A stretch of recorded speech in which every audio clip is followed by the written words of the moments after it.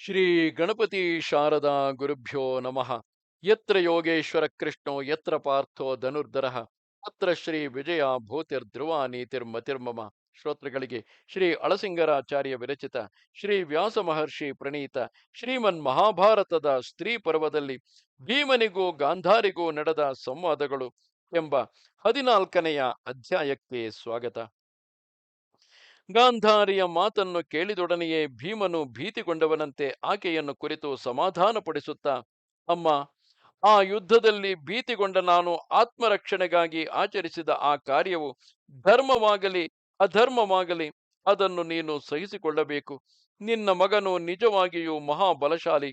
ಆ ದುರ್ಯೋಧನನನ್ನು ಧರ್ಮಯುದ್ಧದಲ್ಲಿ ಯಾರಿಂದಲೂ ಜಯಿಸಲು ಸಾಧ್ಯವಿಲ್ಲ. ಆದುದರಿಂದಲೇ ನಾನು ಆ ಅನ್ಯಾಯ ಕಾರ್ಯವನ್ನು ಮಾಡಿದೆನು.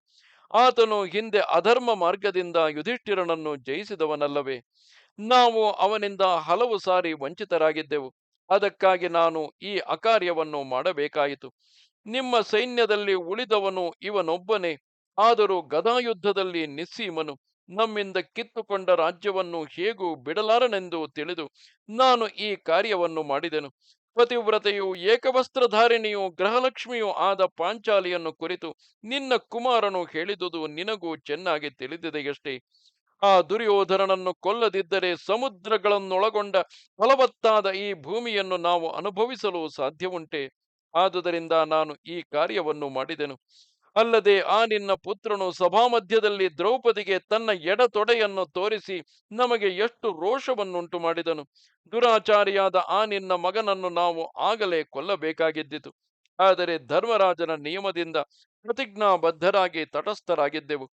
ಓ ರಾಜಪತ್ನಿ, ನಿನ್ನ ಪುತ್ರನು ಅನೇಕ ರಾಜರಲ್ಲಿ ದ್ವೇಷವನ್ನು ಬೆಳೆಸಿಕೊಂಡುದರಿಂದಲೂ ನಮ್ಮನ್ನು ಕಾಡಿಗೆ ಕಳುಹಿಸಿ ಹಲವು ಕ್ಲೇಶಗಳಿಗೆ ಗುರಿಪಡಿಸಿದುದರಿಂದಲೂ ನಾನು ಈ ಕಾರ್ಯವನ್ನು ಮಾಡಬೇಕಾಯಿತು. ದುರ್ಯೋಧನನನ್ನು ಕೊಂದು ನಮ್ಮ ದ್ವೇಷವನ್ನು ತೀರಿಸಿಕೊಂಡೆವು. ಯುಧಿಷ್ಠಿರನಿಗೆ ರಾಜ್ಯವು ಬಂದೊಡನೆಯೇ ನಾವು ಕೋಪವನ್ನು ಬಿಟ್ಟು ಶಾಂತರಾಗುವೆವು ಎಂದನು. ಆಗ ಗಾಂಧಾರಿಯು, ಅಪ್ಪ, ನೀನೇ ಹೀಗೆ ನನ್ನ ಮಗನನ್ನು ಪ್ರಶಂಸೆ ಮಾಡುತ್ತಿರುವಾಗ ಅವನನ್ನು ಆ ವಿಧವಾಗಿ ನೀನು ಕೊಂದುದು ಮಾತ್ರ ನ್ಯಾಯವಲ್ಲ. ಈಗ ನೀನು ನನ್ನೊಡನೆ ಹೇಳಿದಂತೆ ಎಷ್ಟೋ ಅನ್ಯಾಯ ಮಾಡಿದೆ.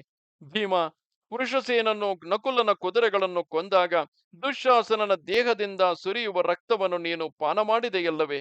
ಇದು ಸಜ್ಜನರಿಗೆ ಸಮ್ಮತವಾದ ಕಾರ್ಯವೇನು?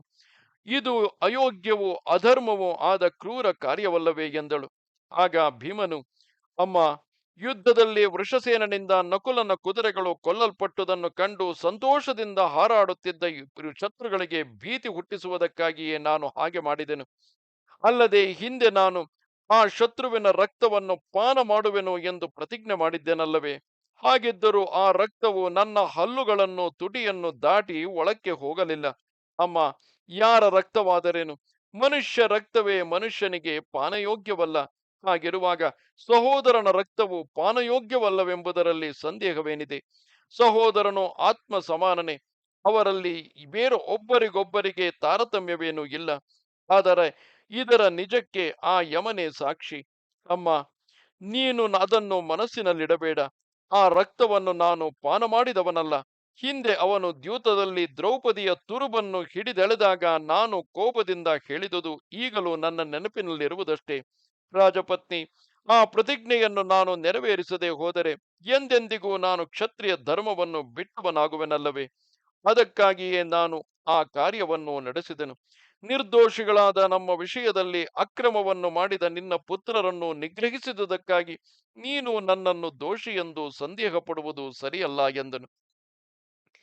ಆಗ ಗಾಂಧಾರಿಯು, ಭೀಮ, ನೀನು ವೃದ್ಧನಾದ ಈ ಧೃತರಾಷ್ಟ್ರನ 100 ಮಂದಿ ಮಕ್ಕಳನ್ನು ಕೊಂದೆಯಲ್ಲವೇ? ಅಲ್ಪ ದೋಷವಿದ್ದ ಒಬ್ಬ ಮಗನನ್ನಾದರೂ ನಮಗೆ ಬಿಟ್ಟುಕೊಡಬಾರದಾಗಿದ್ದಿತೆ. ಅಪ್ಪ, ವೃದ್ಧರು, ಅಂಧರು, ರಾಜ್ಯಭ್ರಷ್ಟರು ಆದ ನಮ್ಮಿಬ್ಬರಿಗೆ ಒಂದೇ ಒಂದು ಊರುಗೋಲಿನಂತೆ ಒಬ್ಬನನ್ನಾದರೂ ನೀನು ನಮಗಾಗಿ ಉಳಿಸಲಿಲ್ಲಬೇಕೆ?